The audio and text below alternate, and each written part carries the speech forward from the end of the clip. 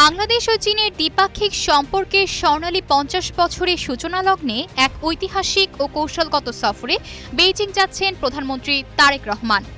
চীনের প্রধানমন্ত্রী লি কিয়াংয়ের আমন্ত্রণে তার এই প্রথম চীন সফর কেবল একটি আনুষ্ঠানিকতা নয়, বরং উদীয়মান প্রাচ্যের জোয়ারে ঢাকা এক নতুন ভূরাজনৈতিক যাত্রা।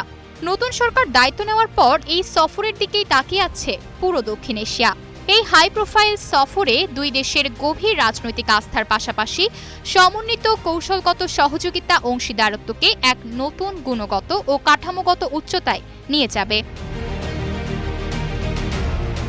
এদিকে যদি ইতিহাসের পাতা উল্টানো যায়, তবে দেখা যাবে চীন বাংলাদেশের সম্পর্কের শুরুটা কিন্তু মসৃণ ছিল না।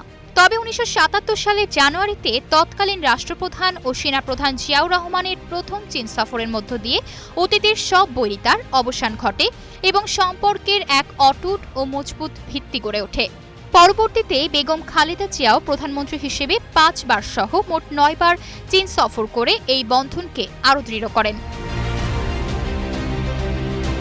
২০২৬ সাল চীনের ১৫তম পঞ্চবার্ষিক পরিকল্পনার সূচনা, আর বাংলাদেশের লক্ষ্য ২০৩৪ সালের মধ্যে $১ ট্রিলিয়ন অর্থনীতি গড়ে তোলা। এই অভিন্ন অর্থনৈতিক আকাঙ্ক্ষার মাঝে এবারের সফরে সবচেয়ে বড় চমক হতে যাচ্ছে বহুল প্রতীক্ষিত পদ্মা ব্যারেজ প্রকল্প।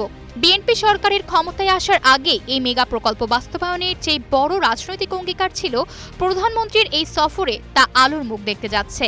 পদ্মার অববাহিকায় পানি ব্যবস্থাপনা ও কৃষির আমূল পরিবর্তনে এই পদ্মা ব্যারেজ প্রকল্প নিয়ে চীনের সাথে বড় ধরনের ঋণ চুক্তি ও কৌশলগত অগ্রগতির জোরালো সম্ভাবনা রয়েছে, যা হবে এই সফরের সবচেয়ে বড় ভূরাজনৈতিক ট্রাম্প কার্ড।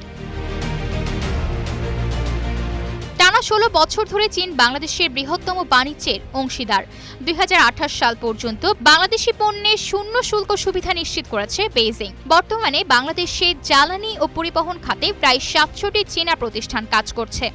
বিশেষ করে চীনের সহায়তায় নির্মিত বিদ্যুৎ প্রকল্পগুলোর উৎপাদন ক্ষমতা ১ গিগাওয়াটেরও বেশি, যা দেশের উন্নয়নকে সচল রাখছে। এই সফরে পদ্মা ব্যারেজের পাশাপাশি বিজ্ঞান, প্রযুক্তি, সবুজ উন্নয়ন এবং কৃত্রিম বুদ্ধিমত্তার মতো নতুন খাতে বেশ কিছু বড় চুক্তি সই হতে পারে। একই সাথে সম্প্রতি বাংলাদেশ জাতিসংঘ সাধারণ পরিষদের ৮১তম অধিবেশনের সভাপতিত্ব লাভ করায় বৈশ্বিক দক্ষিণের রাজনীতিতে দুই দেশের অবস্থান এখন আরও সুসংহত। বাংলাদেশে নিযুক্ত চীনের রাষ্ট্রদূত ইয়াও ওয়েন এর ভাষায়, সমুদ্রের জোয়ার যখন পূর্ণতায় থাকে আর পাল যখন অনুকূল বাতাসে ভরা থাকে, তখনই যাত্রা সবচেয়ে সফল হয়। স্বাধীনতার পর ভেটে দেওয়া সেই চীন থেকে আজকের কৌশলগত অংশীদার। ৫০ বছরের এই দীর্ঘ পথ চলায় প্রধানমন্ত্রী তারেক রহমানের এই সফর বেইজিং আর ঢাকার সম্পর্কে কেবল নতুন এক দিগন্তই উন্মোচন করবে না, বরং ক্ষমতার ভারসাম্য রক্ষায় বিশ্বমঞ্চে বাংলাদেশের অবস্থানকে আরও এক ধাপ এগিয়ে নেবে, এমনটাই আশা করেন বাংলাদেশের সাধারণ জনগণ।